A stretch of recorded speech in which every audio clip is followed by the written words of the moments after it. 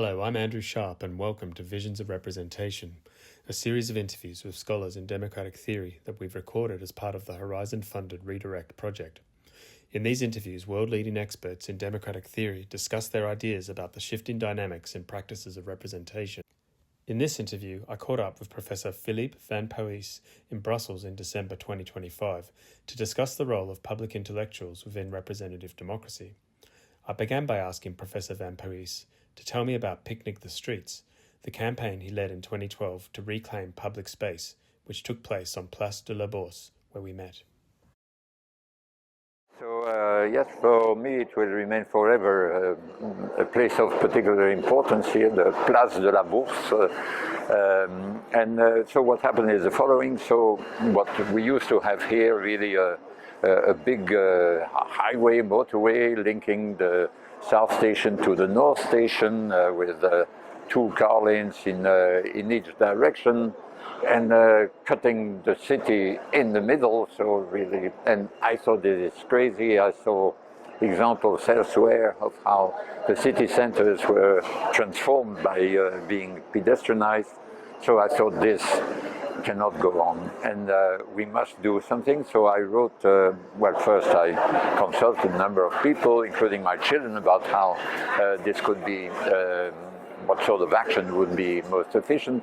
And so I wrote a column, and as we have to do, hit two columns, in fact one in Dutch and one in French, for the two media, for two local media, and under the title Picnic the Streets. And what I explained why it was essential to transform this, and the fundamental reason being that as we live more and more in cities packed together, living in the city centers will become more expensive. People live in small private spaces, and therefore public space, the quality of public space is of crucial importance.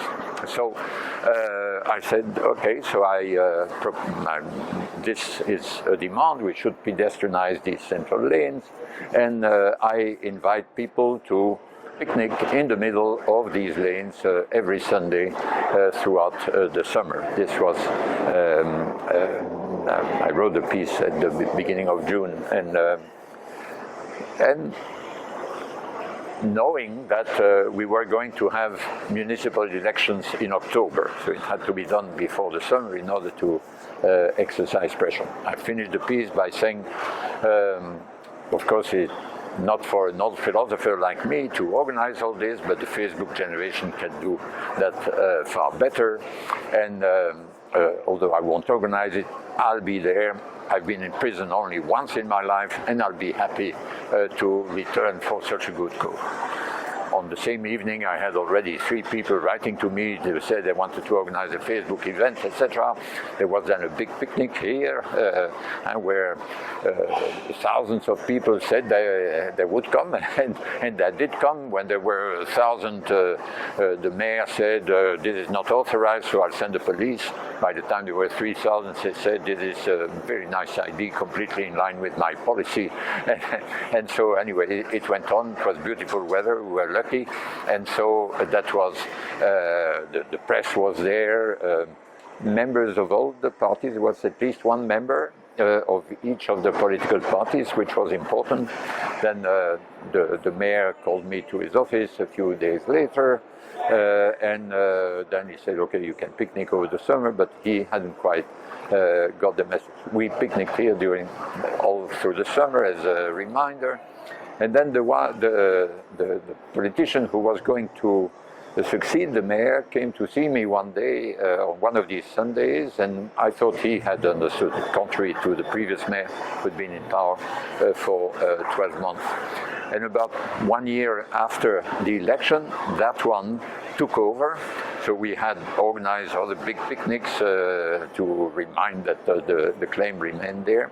There was a little sentence in the declaration of the new executive at the municipal level, and then the new mayor made plans that went even beyond what I had expected, so deeper into the lanes, especially in that direction, and then it happened, and it happened in an irreversible way. We had to keep pressing and keep maintaining good relations with the various political parties up to the moment, then 2015, 3 years after the big picnic, when it became really irreversible. So that's both on the French-speaking side and Dutch-speaking side. Enough people knew me, so it's not as if I was writing that piece anonymously. But beyond that, my role was really just supportive. There was a group of young people, extremely mixed, then that started organizing all these things. So I attended the meetings, but as any other citizen would. But what did play a role, so it's then the relationship with the elected politicians, because it's easy enough for a philosopher to go and sit down here and picnic a number of times, but the politicians who have to implement it have to face technical problems that are a bit complicated, because there is a river here underneath, there is a metro underneath, etc. There were technical problems, there were legal problems, there were court cases against the project. There were political issues, so they had to keep a majority together consisting of socialists and liberals, so it wasn't that easy. So for them it was far more difficult than for us, and so therefore this connivance and this was important, so that the politicians wouldn't see us as criticizing, denouncing, saying it's not good enough, etc., but as helping them take decisions that were important in the long term. Had there been a referendum, probably it wouldn't have passed with the local residents. But for the long term, and including for people who don't know, they'll ever live in Brussels, and for the general interest, and beyond the interest of the people just living here, this was very important, and the politicians needed help. They needed some part of civil society supporting them, and being convinced that they would be and keep being supported and not being dropped once political difficulties arise. Well, of course, it's not only public debate, it was really civil society action and taking to the streets and like demonstrations and so on. And I believe more generally that in a healthy democracy, of course, you need elections, but so the voting booth is an important element in democracy, but the street is too, because the voting booth is a sort of flattener. Whether you attach a lot of importance or no importance at all, your vote has the same weight, especially in a country like here where you have compulsory voting, so you don't have more vote if you care more or if you are better informed than other people, so the people who vote at random count for exactly the same. And in order to reflect more the inequality in degree of information or degree of concern, you need the street. And that happened in this particular way. And then the role of the academic may vary from one action to another. In this case, it was in part as an inspirer with a brief argument that gave a sort of doctrinal basis for the rest of the action, and then also because of the people I knew and because of the degree of trust I could enjoy from people from different political parties, that I knew I wasn't going to use it for partisan purposes. I also played a role then after the initial movement, together with the successive picnics, in order to get things moving politically and making sure then the right majorities are found at the right time. So Picnic the Streets was in 2012, but the idea of basic income came to me. I hadn't seen it elsewhere. I had to find a new name for it in French, Revenu Universel, Allocation Universelle, I called it initially. That was in 1982. And then it took me a while to find other people who seemed to defend the same idea or an idea that was fairly similar. And in 86, at my university in Louvain-la-Neuve, I gathered a few people who I thought had some sympathy for the idea. There were really not very many, and so that came from the different places in Europe. So I gathered them, but at the time and when the idea came to me, it seemed to me that it didn't raise any serious philosophical problem, and that of course it would be a question of was it administratively feasible, is it financially sustainable? So you could also think about the various effects it would have, possibly perverse effects, various ways of funding it, that these would be the issues. But then I was struck quite quickly, especially because of a debate in Amsterdam once in '85, that people, especially, not only, but especially on the left, on the social democratic left, were opposed to it. Not because it wasn't feasible, but because it was ethically unacceptable, and to give people an income without expecting them to work. And so, and so I thought, well, I had to think about it, but I thought there was a ready-made answer, which was Rawls's theory of justice, whether it's so-called difference principle, which says, well, essentially it seems to me that it obviously implied that some unconditional income, because it had to be more like wealth, than like a reward for work, an unconditional income that would be paid to everyone on a regular basis and at the highest sustainable level. That seemed to me follow from one of Rawls's principles of justice. And so we created that network in 1986, and then I met Rawls at the conference in Paris in 1987, and over breakfast on the second day, I think, of the conference, he told me, no, come on, you cannot expect people who spend all day surfing off Malibu, you can't expect them to be fed at public expense or some formula like that. Oh, that was a great disappointment. So I thought, oh my God, I thought the philosophical job was done. And it wasn't done at all, obviously, so I had to think, well, first of all, why someone like Rawls, whose premises I seem to, and sort of liberal egalitarian premises I seem to share, why he should be opposed to it. And so that forced me then, first to think about it, then a few years later, in 1990, I gave a lecture at Harvard on his invitation and Amartya Sen's invitation that became an article published under the title Why Surfers Should Be Fed, and that was then later developed in a book under the title Real Freedom for All. And so that, in that case, and that's a big difference with Picnic the Streets, really it ended up involving a huge intellectual effort. I was never able to completely leave that field, and then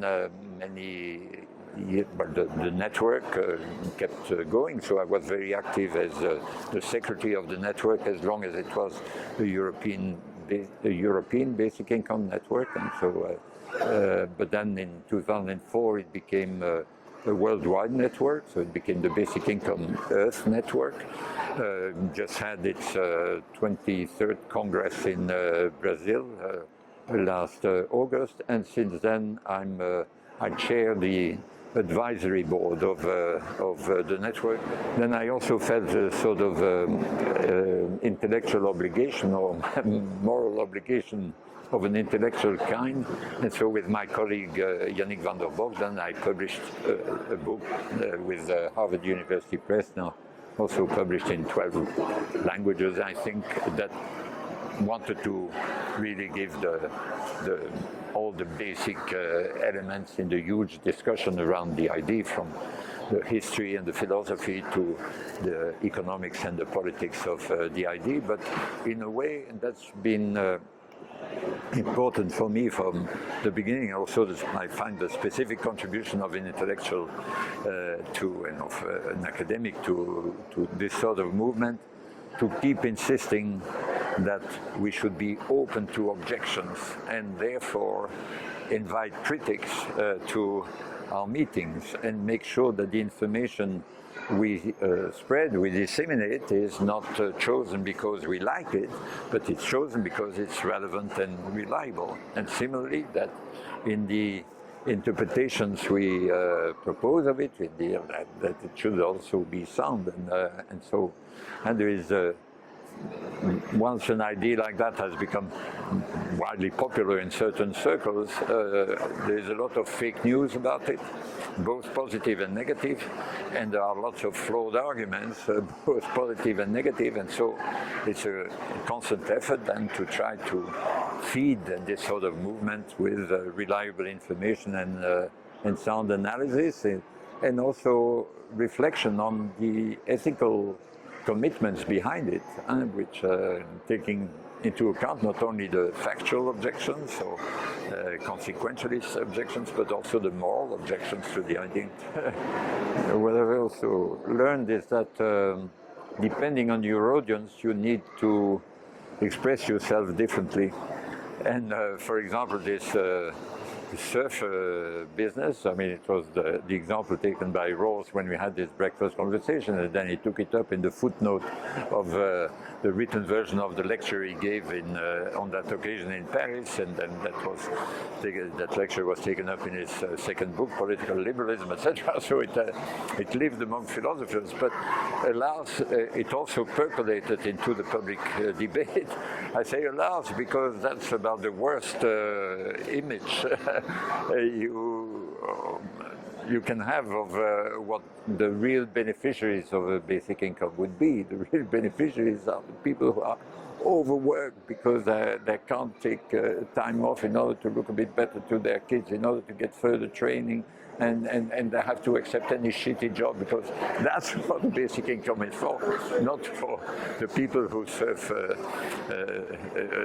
to surf in Malibu and live, presumably then that's the image, live in these mansions sort of lavishly fed by their parents anyway. And so of course in public discourse you have to take that into account, and it shouldn't force you to say things that you believe are false, but it must force you to take into account the way in which your words are going to be understood by the people you are talking to. Academics are constantly consulted also by the media and by politicians. There is a sort of populist, some degree of populist rejection of the so-called leftist quality media and leftist universities as well. So my conviction, I also co-organized a meeting about that this week, is that the right response, or certainly the best response in the long run, doesn't consist in then spending time criticizing the critics, as it were. People what are they talking about? They have no respect for science, blah blah blah, etc. It's just what we must do is really keep pleading for universities and academics who will, when they take part in a public debate, say what they believe is true, and not which is not necessarily what their public wants to hear, whether the politicians in power, the people who hold economic power, but also their peers or their students, and so that and to say, look, even if it's I have to say that this is a fact, even if I would like the fact to be different, and including on touchy subjects. For example, is there, yes or no, a correlation between being an immigrant and being a criminal? If there is a correlation, you have said there's a correlation. Doesn't mean that you have to interpret it, and then so you have to be careful about the way you put it, but you must not deny or shut out the facts and the truth that you don't like, and so therefore I believe then in an active but honest participation in the public debate, and then of course this participation cannot be restricted to the very small domain of our expertise. And each of us knows so little compared to the whole field of knowledge.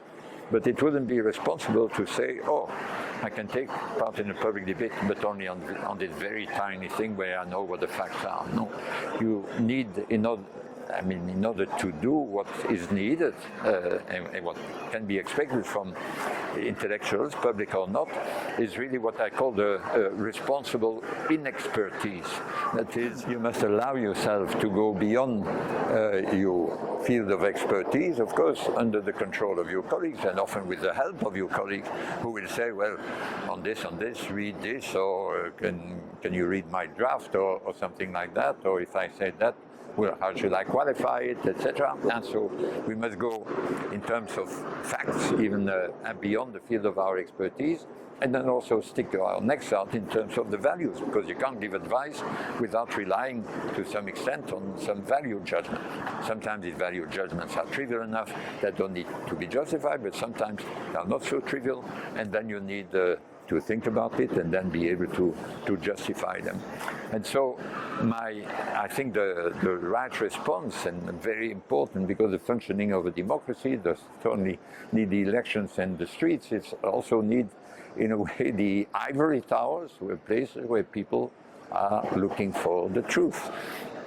Of course, the questions they ask must be influenced by what happens outside the ivory tower, but they must have the protection, including tenure and all that, and the protection of their academic freedom from all pressures from the top, pressures from the peers, pressures from the students, from whatever, and thereby keep the trust, and this trust in science and the trust in academics must remain. And